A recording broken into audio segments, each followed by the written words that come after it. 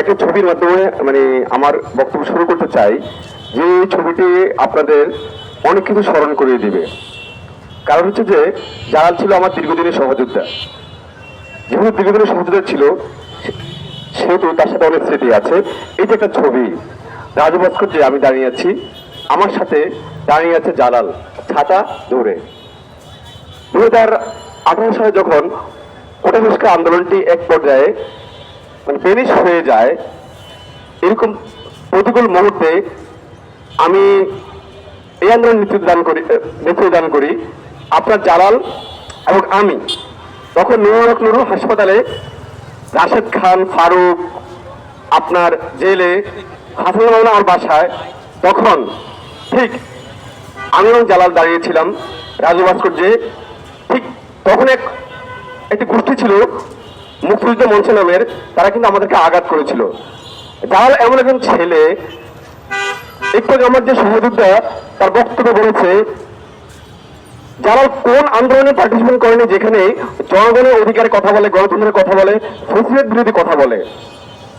2018 সাল দুটি আন্দোলনে জালাল অংশগ্রহণ করেছিল, কোটা সংস্কার আন্দোলন এবং নির্বাচন সহায়ক আন্দোলন।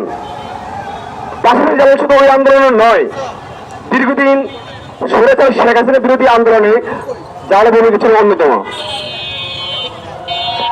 ছবি দেখাচ্ছি, এই ছবিটিতে যদি আপনাদের প্রয়োজনে নিতে পারবেন, এই ছবিটিতে রাশেদ খানের মা, ওয়াইফ, তার পরিবার দাঁড়িয়ে আছে। রাজু ভাস্কর্যে ঠিক একই ছবি।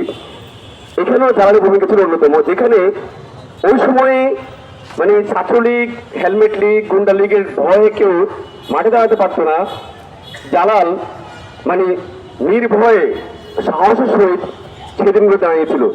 আমরা দেখছি রাশেদ খান শুধুমাত্র একটা বিবৃতি দিয়েছে, অথচ তার দরকার ছিল তার পরিবারের জন্য, তার মায়ের জন্য, তার জন্য যেভাবে আমরা পরিচয় করেছি, তার উচিত ছিল এই জালালের মুক্তির জন্য কমপক্ষে একটি প্রোগ্রাম করা।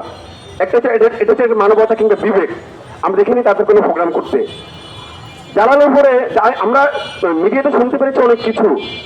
জালাল তার রুমমেটকে আক্রমণ করেছে এবং বিভিন্ন ধরনের প্রচার হয়েছে। হ্যাঁ, আমরা ধরে নিই এটা তো দৃশ্যমান যে কোনো একটা ঘটনা ঘটেছে, না হয়তো এটুকু হতো না। কিন্তু মিডিয়া যেভাবে প্রচার করেছে, ছড়িয়ে গাগাত করেছে, চরমভাবে একটা মিথ্যা প্রচার ছিল মিডিয়ার। আমি জানি না এখানে কোনো ষড়যন্ত্র আছে কিনা, হয়তো ষড়যন্ত্র থাকতে পারে। এখানে কিন্তু এক হাতে কখনো তালি বাজে না। জালাল যথেষ্ট একজন উদার এবং মানবিক এবং মানুষের বিপদে এগিয়ে যাওয়ার ছেলে। নিঃসন্দেহে কোনো ঘটনা ছিল, আমরা তখনই জানতে পারবো যখন জালাল এবং তার রুমমেট একসাথে মুখোমুখি হবে। কিন্তু ওটা দুঃখের বিষয়, ঢাকা ইউনিভার্সিটি একটা জায়গায় সেখানে তাকে এক প্রকার মেরে ফেলার একটা পরিস্থিতি তৈরি হয়েছিল। এটা খুবই দুঃখজনক বিষয়। এবং তাকে পরিপূর্ণ ঘটনা না জেনে তাকে দীর্ঘক্ষণ এই সাভার থানায় আটক করা হয়েছিল। আমরা জানলাম না আসলে কি ঘটেছিল, তাকে আপনার জেলে দেওয়া হলো। কিন্তু এমন একটি ঘটনা, সেই ডাকসুর বিভিন্ন প্রার্থী যাকে পারতো যদি শুনতো দুটো পক্ষের মধ্যে দিয়ে, জালাল আছে, তার রুমমেট আছে, আমরা শুনতাম কি হয়েছে, কিন্তু তাকে কি করলো, জেলে দিয়ে দিল। জালাল এই যে বিএনপি আজ বাংলাদেশের রাষ্ট্র ক্ষমতা আসার জন্য চিন্তা ভাবনা করছে, এই সালাউদ্দিন সাহেবের জন্য তারা যে পরিমাণ পরিশ্রম করেছে আমার চোখের সামনে, এই যে জনগণ মঞ্চের সামনে কিন্তু সে কিন্তু কয়েকদিন আগে প্রোগ্রাম করেছে। আমি দেখলাম বিএনপির পক্ষ থেকে তার জন্য কোন একটি সহানুভূতি কিংবা কোনো কিছু কোনো প্রোগ্রাম করা, এটা খুবই দুঃখজনক বিষয়।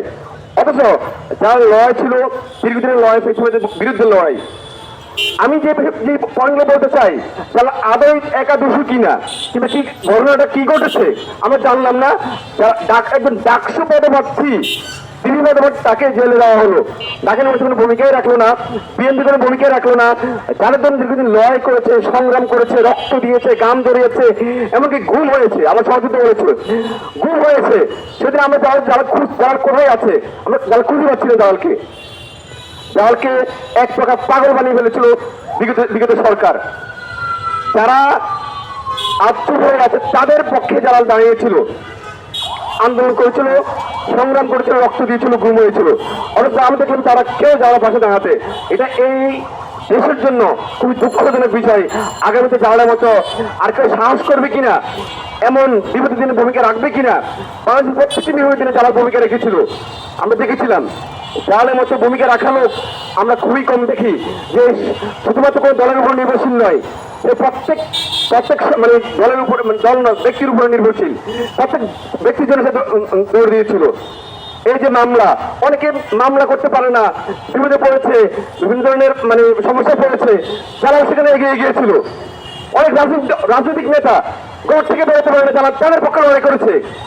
অনেক আন্দোলনকারী, আজ আসিফ নাহিদ উপদেষ্টা হয়ে, আসিফ উপদেষ্টা হয়েছে। আমরা দেখেছি সেদিন আসিফ যখন আক্রমণ শিকার হয়েছিল, এটা আসলে আমরা দাঁড়িয়েছিলাম। আজ জালা ভাঙে তারা নেই, এটা খুব দুঃখজনক বিষয়।